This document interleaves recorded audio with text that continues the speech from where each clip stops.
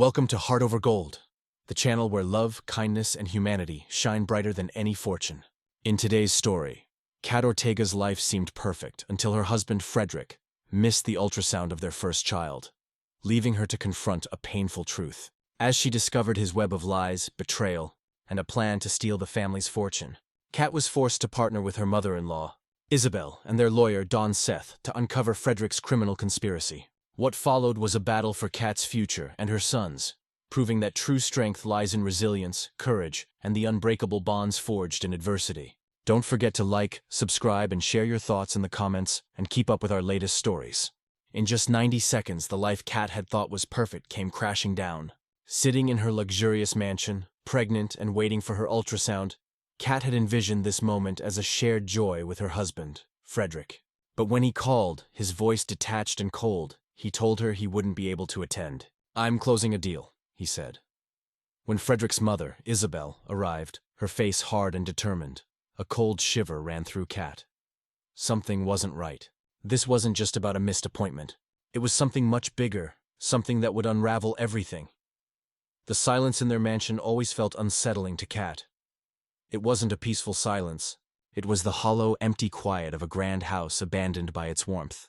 Each step she took across the marble floors seemed to echo her isolation, swallowed by the towering ceilings and the cold, modern art that Frederick had insisted on. Their home, perched on a hillside in Madrid, was more of a monument to Frederick's success than a place of comfort.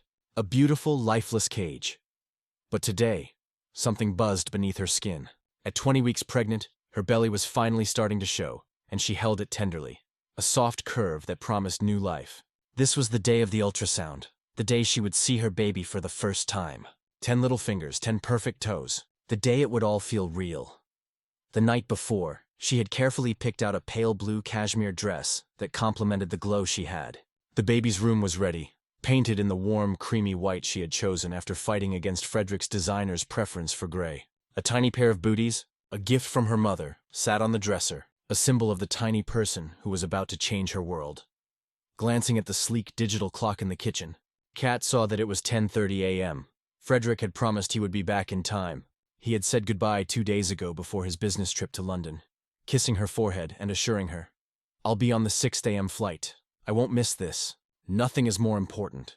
She had believed him. She had trusted him, even when the late nights and hushed phone calls in his glass-walled office began to add up. Even when his eyes seemed to look right through her, his mind always elsewhere. At 10:45 a.m., her phone finally rang. Frederick's name flashed on the screen, and relief washed over her. "Mate, I was starting to worry. Are you on your way?" she asked, her voice cheerful. The line crackled, and his voice came through cold, flat, and distant. "Kat, something's come up." Her heart sank. "What do you mean?" "The appointment is at 12, though. We need to leave soon." "I'm not in Madrid. I'm still in London," he replied, each word like a punch to her gut. "The deal is at a critical stage. I can't leave now. It's make or break for the company. I need you to understand." Kat sat down on one of the uncomfortable bar stools by the kitchen island. "But you promised, Frederick. You promised you wouldn't miss this." Her voice wavered, but she couldn't hold it together. "Don't be dramatic," he scoffed. "It's just an ultrasound. They'll give you pictures. We can look at them together when I get back. This is a €1 billion deal. I need your understanding." The sting of his words was sharp. She had always been the one to understand.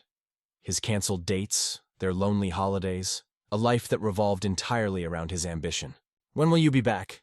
she asked quietly, defeated. "I don't know. A few days? Maybe a week." "I have to go," he said, before the line went dead.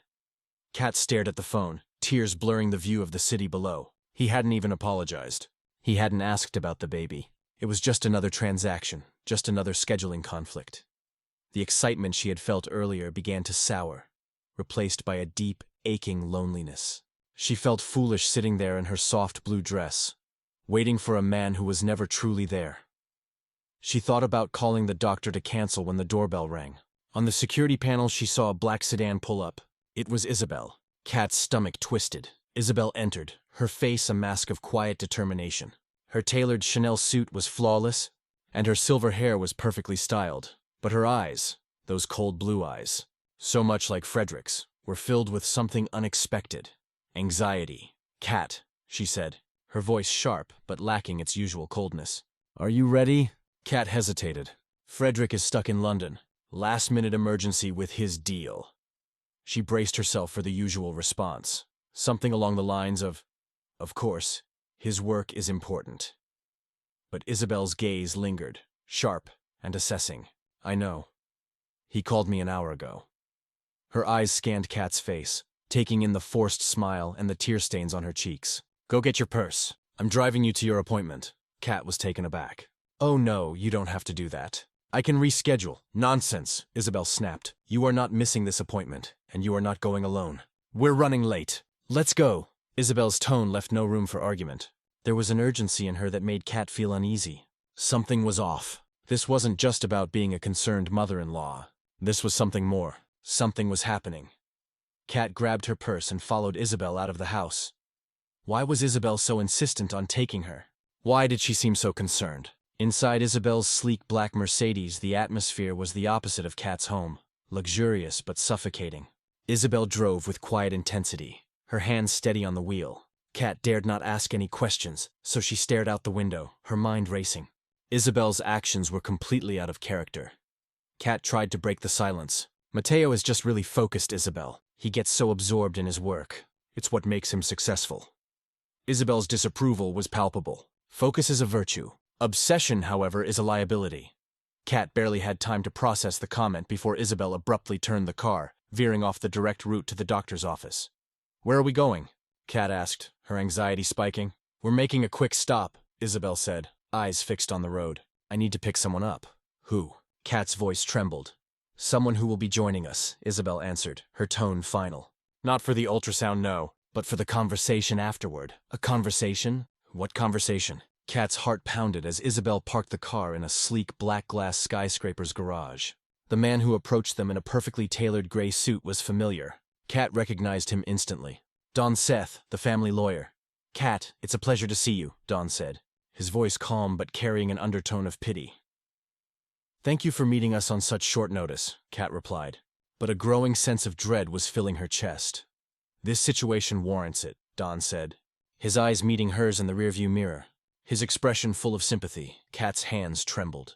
Why is our lawyer coming to my baby appointment? She asked, her voice small. Did something happen to Frederick? No, Isabel answered quickly. He's fine. This is about business. Family business. Kat's mind raced. What did that have to do with her?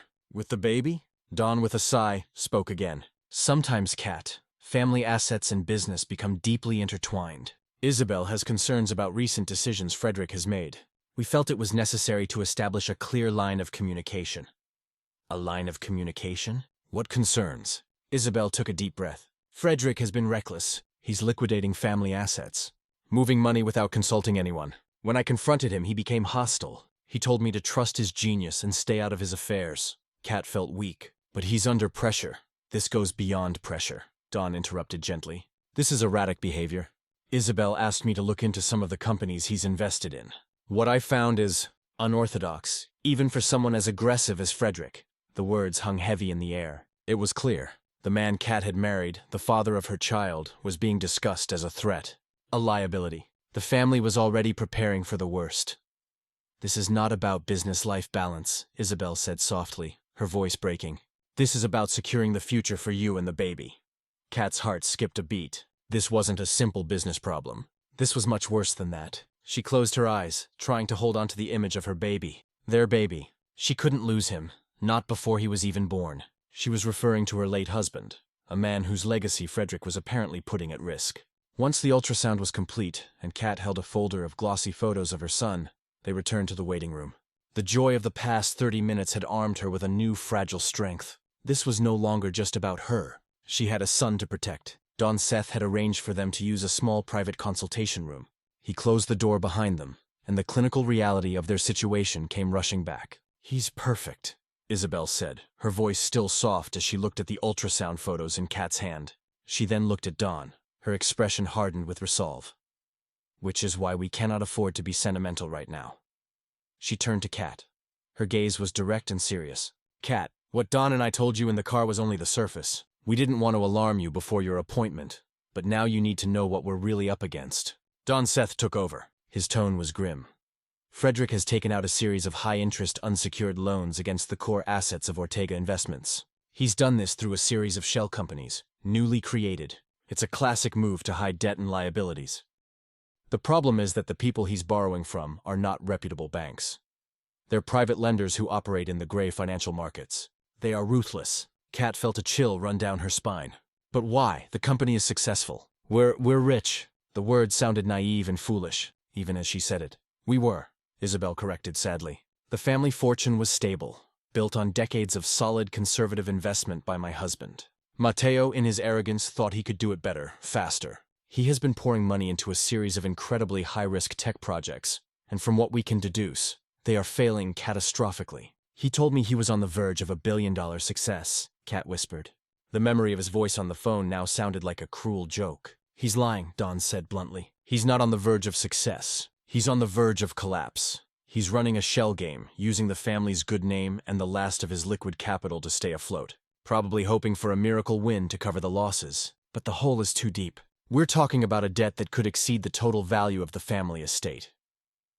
The scope of the situation was unimaginable. It wasn't just Frederick's money. It was everything. The house, the cars, the legacy. That's why his behavior has changed, Isabel continued. Her voice was tight with a mix of anger and sorrow. The secrecy, the hostility, the lies. It's the behavior of a desperate man. Dawn leaned forward slightly. Kat, we need your help. You're his wife. You live in that house. You see him every day. Have you noticed anything else? Anything out of the ordinary? Any new name sends strange meetings, documents lying around. Even the smallest detail could help us understand the full picture of who he's involved with. Kat's mind raced, searching through months of small, dismissible moments that now seemed sinister. The way he would quickly shut his laptop when she entered the room. The personal second cell phone, which he claimed was just for international business. The night she didn't come home at all, claiming he was sleeping in a downtown hotel to get an early start. And then a memory surfaced, something she had completely forgotten. His office, she said. Her voice was barely a whisper. At home, it's always locked. It told me not even the cleaning staff are allowed in. It's too sensitive. He calls it his strongbox. Isabel and Dawn exchanged a meaningful look. He has a safe in there, Kat continued. The pieces clicked into place with a sickening speed. A big freestanding one behind a painting. I saw it once when the door was ajar. Dawn Seth's calm demeanor sharpened. Does he ever open it when you're around?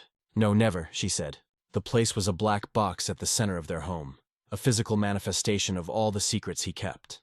Kat, Dawn said. His voice was low and serious. We believe Frederick may be preparing to disappear. The way he's moving money isn't just to cover debts. It appears he's accumulating an escape fund. Whatever evidence there is of his plan, it will be in that safe. The implication was clear. Not only Wash about to lose their money, he was planning to flee, to leave her behind to deal with the consequences. Her and her unborn Simone's son. The love she had felt in the ultrasound room curdled into a cold, hard knot of fury. The image of Frederick's charming smile was replaced by that of a liar, a coward, and a thief. When we get home, Kat said. Her voice was steady and clear, imbued with a strength she didn't know she possessed. I'm going to get into that office. Do you think Kat is ready to take on Frederick? Or is she acting impulsively out of anger? A house of lies returning to the mansion felt like walking into a crime scene. The sun streamed through the floor-to-ceiling windows, gleaming on the polished chrome and glass. But the light only seemed to emphasize the cold, empty soullessness of the house. The silence was no longer just unsettling. It was menacing. Isabel and Dawn had dropped her off, making a plan to reconnect as soon as she had something to report. They had offered to stay, but Kat knew this was something she had to do alone. Invading her husband's sanctuary felt like a final intimate betrayal, and she couldn't bear to have an audience. Her heart pounded as she stood before the solid oak door of Matteo's office. Assleways, it was locked. She tried the handle, a useless symbolic gesture. 4 years. She had respected this boundary without question, accepting it as part of the package of being married to a powerful private man. Now she saw it for what it was, a barrier to keep her from his truth. She retrieved the emergency key from the security panel where Frederick had told her it was stored in case of fire. The irony was bitter. A fire was in fact raging, just not the kind that could be extinguished with water. The key slid into the lock with a quiet click. Kat pushed the door open and stepped inside. The air was stale, thick with the scent of expensive leather and secrets.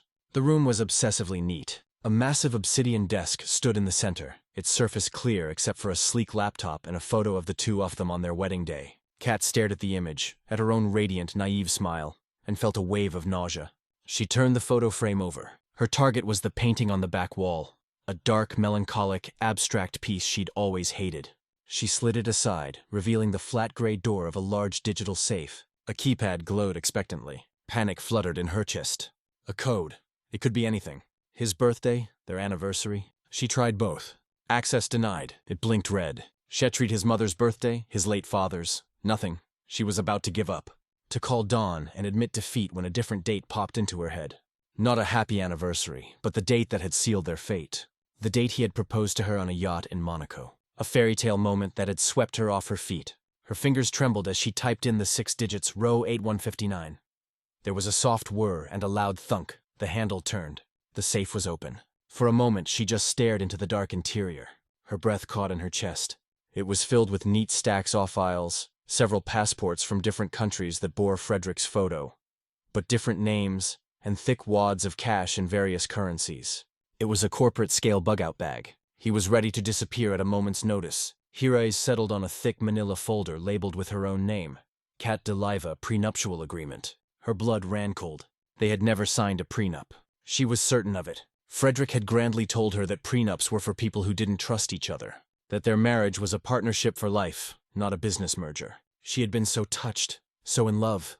With trembling hands, she pulled out the file. Inside was a long legal document, dozens of pages of dense, impenetrable jargon. She flipped to the last page, and there it was, her signature, scrolled in blue ink right next to Frederick's. She stared at it, her mind refusing to process what she was seeing. How, when, and then a memory, blurred and insignificant at the time, came into sharp focus. It was a few weeks before the wedding, a whirlwind of planning and excitement. They were at a title company's office, signing what Frederick had called the last of the paperwork for the new house. There had been a mountain of documents. He had guided her hand, pointing out where to sign. With a pen in his hand, his smile was charming and reassuring. Just a few more signatures, my love, and it's all ours. He had slipped it in. He had buried the most important document of her life in a stack of mundane property deeds, and she'd signed it without a second thought. Blinded by love and trust, she sank into Frederick's leather chair, the room spinning around her, and she forced herself to read the summary page that Dawn had probably insisted be included. It was brutal in its clarity. In the event of a divorce, she relinquished all rights to any and all of his current and future earnings, properties, and investments. She was entitled to a one-time payment of $50,000 and no alimony. In the eyes of this document, she was completely expendable. The entire marriage was a lie. Her role was written from the very beginning. She was not a partner. She was a temporary accessory acquired with a clause for easy disposal. A raw, guttural sob escaped her lips.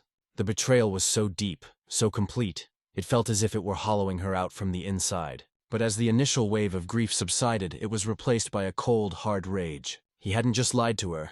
He had underestimated her. Fueled by this new fury, she reached her hands back into the safe. Her fingers brushed against something hard and slick, tucked deep behind the stacks of cash. She pulled it out. It was a small black burner phone, the kind used for untraceable communications. She pressed the power button. Miraculously, it wasn't password protected. The screen lit up, showing a string of recent text messages. The contact was only listed as L. The messages were a horrifying mix of business and intimacy. L, the final transfer is scheduled for Friday at 11 p.m.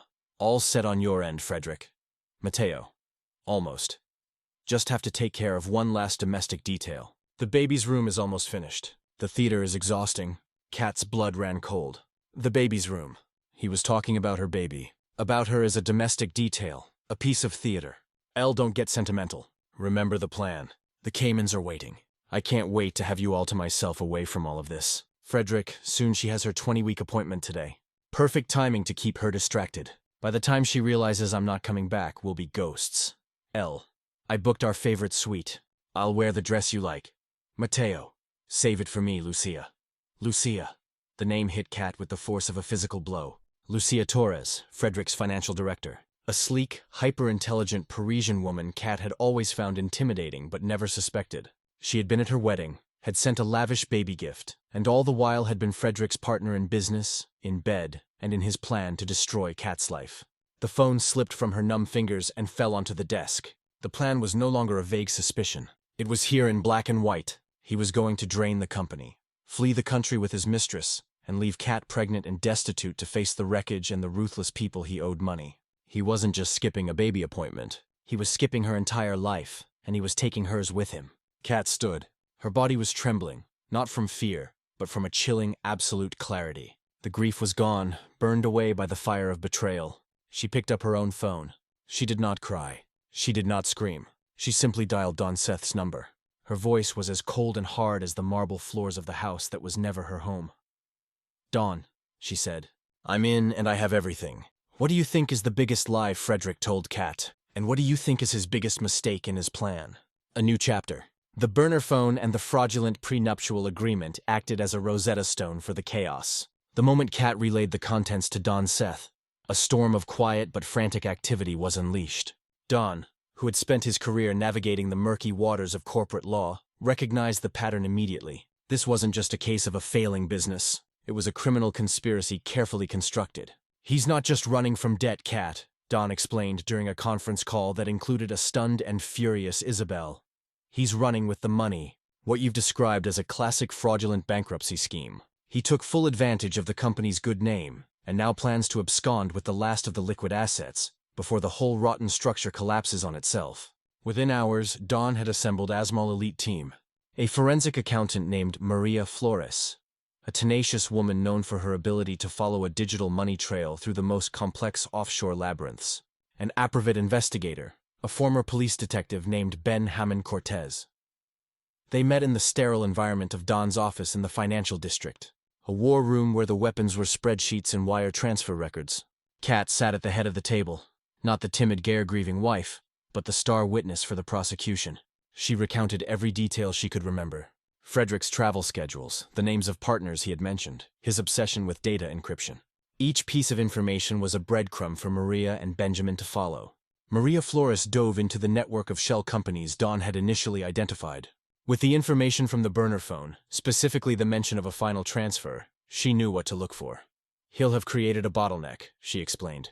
Her fingers flew across the keyboard, displaying dizzying columns of numbers on a large monitor.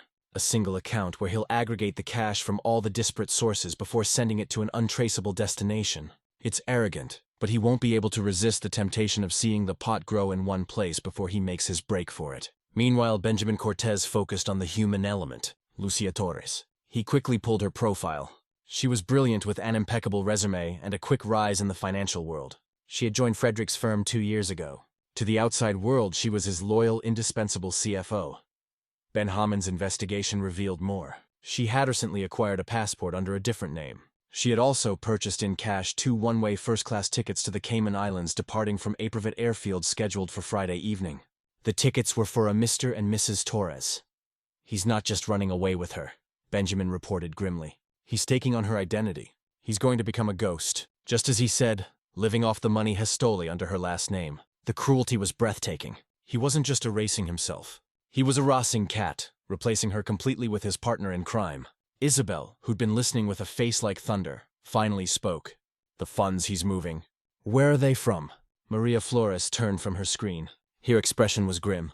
"Part of it is from the high-risk loans Don identified, but the bulk of it is from his investors. We're cross-referencing transfer records with the investor list." "He's been running a Ponzi scheme, Isabel. A massive one." The room fell silent. A Ponzi scheme. The words were an indictment of everything the Delanam had once stood for. Frederick wasn't just a reckless businessman. He was a common thief on a grand scale, preying on the very people who had trusted his family for decades. He was using funds from new investors to pay fictitious dividends to older ones, creating an illusion of spectacular success while siphoning the principal capital for himself and Lucia. He's been liquidating the trust funds his father built the real tangible assets, and using them as seed money to give his scam legitimacy, Maria continued. He then used that reputation to pull in hundreds of millions from outside investors. Most of that money is now gone, funneled into these shell accounts. The transfer on Friday is the final step. It's all the remaining cash in the entire company. Our best estimate is he plans to transfer over $75 million to a Cayman Islands account. The number was so vast it was almost meaningless. Kat thought of the baby's room she had so carefully prepared, of the tiny booties on the dresser. Frederick planned to steal a fortune and start a new life, while his own son was born into a legacy of debt, shame, and criminality. "The prenuptial agreement," Kat said. Her voice was hard. "Can he use it to leave me with nothing?" Don looked at her, a glint of admiration in his eyes. "He can certainly try, but it's my firm professional opinion that the document is null and void. It was signed under a fraudulent misrepresentation. You were intentionally deceived as to the nature of the document you were signing. When all of this is over, we will have it voided in court.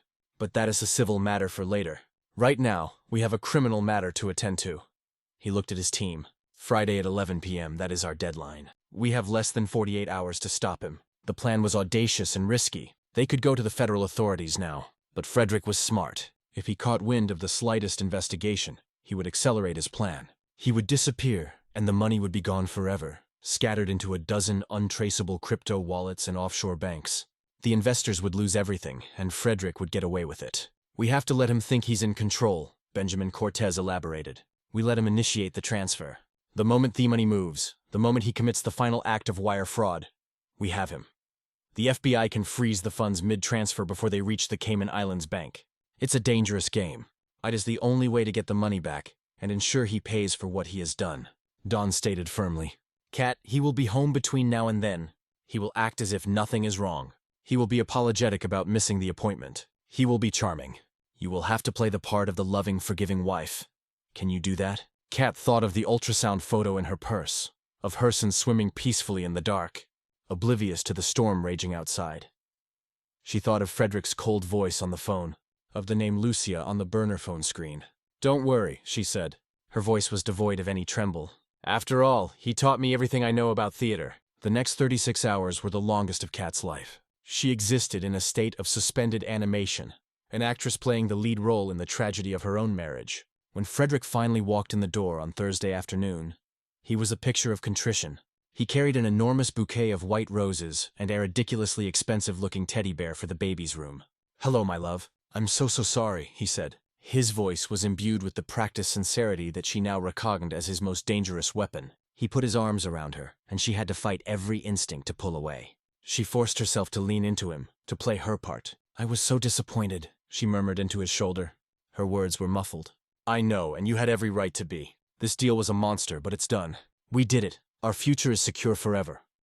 He pulled back, radiant. His eyes shone with a false brilliance. Now I'm all yours. No more trips, no more late nights. Just you, me, and our little guy. He had seen the ultrasound photos she had strategically left on the kitchen island. The lie was so simple, so complete, it was almost impressive. He spent the afternoon pampering her, rubbing her feet, talking about baby names, painting a beautiful picture of a future he was actively planning to detonate. Kat smiled. She nodded.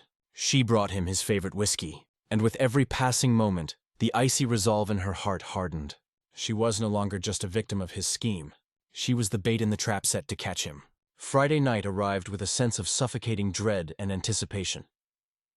Don, Zink, Isabel, and Benjamin Cortez were staked out in an unmarked car down the street, monitoring communications with a police team on standby just minutes away. The plan was for Kat to initiate a confrontation at precisely 10:55 p.m. Just as Frederick was preparing to make his final move, creating a distraction while the technical agents did their work at 10:30 p.m. Frederick gave her a goodnight kiss. I just have to send a few final confirmation emails to the London office, and I'll be right up, he said casually, heading to his office. Kat waited in the living room, her hands clasped around a mug of chamomile tea she couldn't drink. The silence of the house was a taut wire ready to snap. At 10:54 p.m., her phone vibrated with a simple text from Don. Now she took a deep breath, stood, and walked to his office. She found him sitting at his desk, his laptop open, a look of intense concentration on his face. He was so engrossed he didn't hear her come in. Is it done? She asked. Her voice was quiet, but clear in the silent room. He jumped, startled, and slammed the laptop shut. Kat, you scared me. What are you doing up? I asked you a question, she said, walking further into the room. Is the transfer done? Is our future secure? A flicker of confusion, then annoyance crossed his face. What are you talking about? I told you I'm just finishing some emails. Stop lying, Frederick, she said. Her voice was gaining strength. She walked to the side of the desk and picked up the wedding photo she had turned face down 2 days earlier. She held it up. Was this ever real, or was it just part of the theater? The blood drained from his face. He stared at her. His charming mask finally fell away to reveal the cold, calculating man beneath. What did you do? He whispered. His eyes darted around the room as if searching for a listening device. I did what any good business partner would do, she said. Her voice dripped with sarcasm. I checked on our assets. She walked to the safe, which he'd left unlocked, and swung the door open. She reached inside and threw the fraudulent prenuptial agreement onto the desk in front of him. Then she pulled out the burner phone and tossed it beside the prenup. "And I familiarized myself with your exit strategy." Frederick stared at the phone, then at her.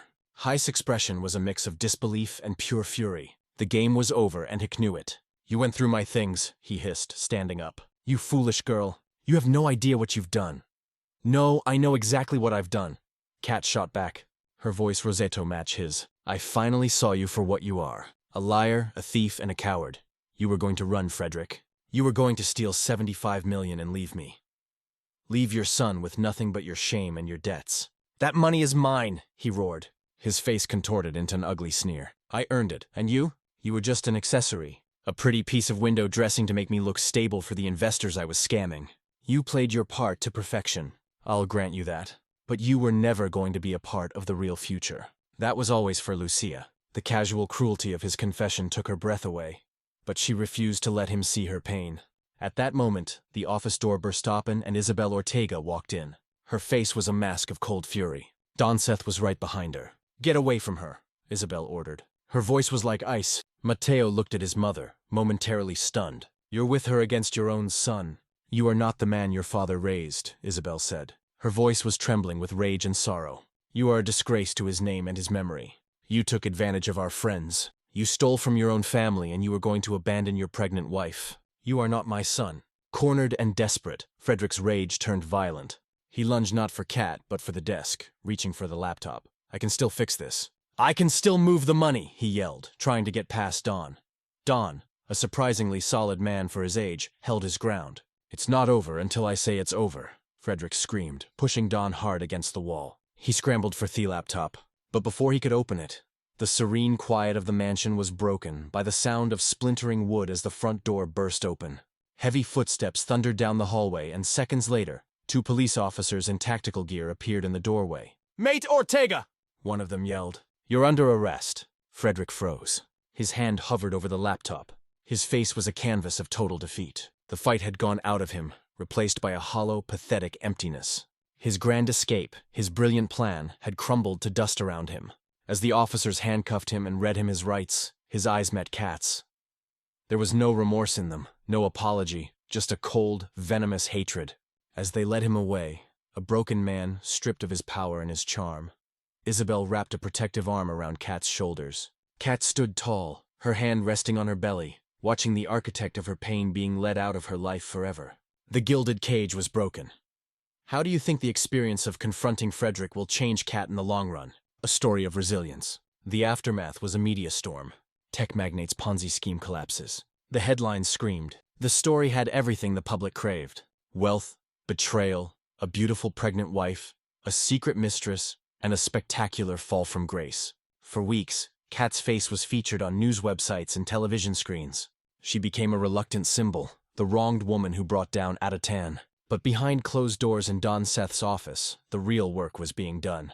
The police, thanks to the perfectly timed intervention of the team, had managed to freeze the €75 million transfer. The money was seized, destined to be painstakingly returned to the dozens of investors Frederick had defrauded. Lucia Torres was arrested at the private airfield. Her designer luggage and her dreams of a Cayman Islands paradise were confiscated. She quickly turned on Frederick, offering her testimony in exchange for a lighter sentence detailing the cold, methodical nature of their criminal enterprise. Don Seth, true to his word, filed a motion to have the prenuptial agreement voided. Armed with Kat's testimony about the deceptive signing and Lucia's confirmation that the marriage was a calculated part of the fraud, the judge voided the document without a second thought, calling it a heinous act of coercion and deception. Kat was officially absolved of the immediate financial damages. However, there was no family fortune left to speak of. What hadn't been stolen by Frederick was swallowed by lawsuits and legal fees. The magnificent house on the hillside, the cars, the art. It was all seized and sold, pieces of a life that had never truly been real.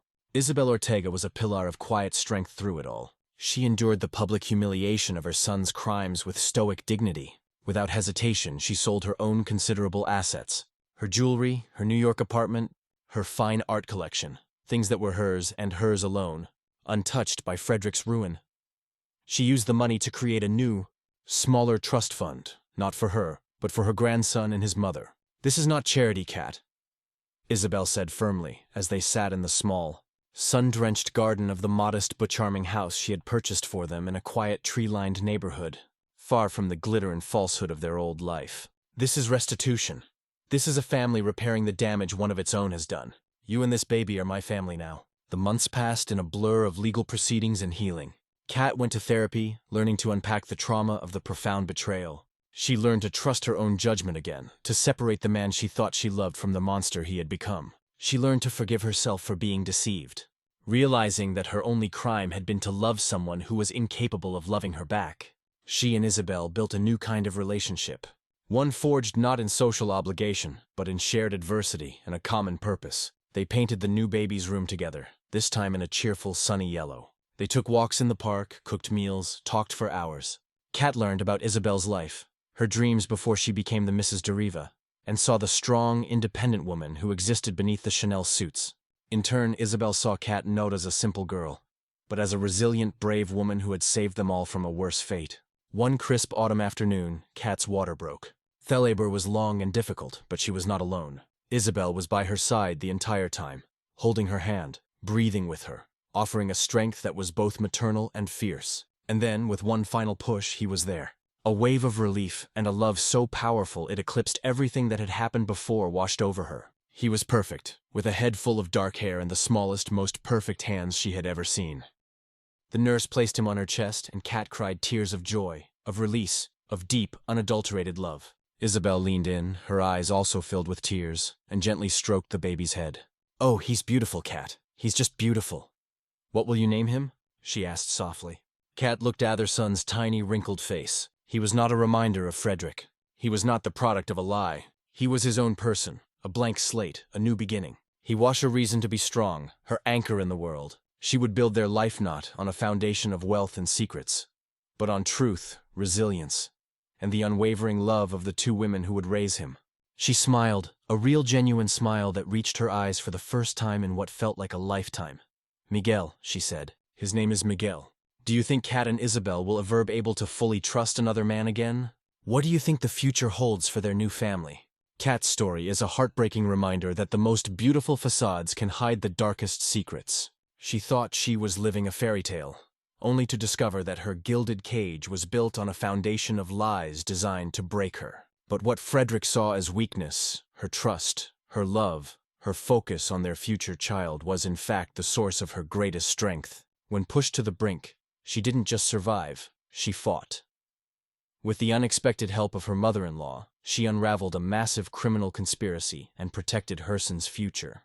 Her journey from a deceived wife to a powerful protector shows us that true wealth isn't in mansions or bank accounts, but in courage, resilience, and the unbreakable bonds we forge in the fires of adversity. Thing.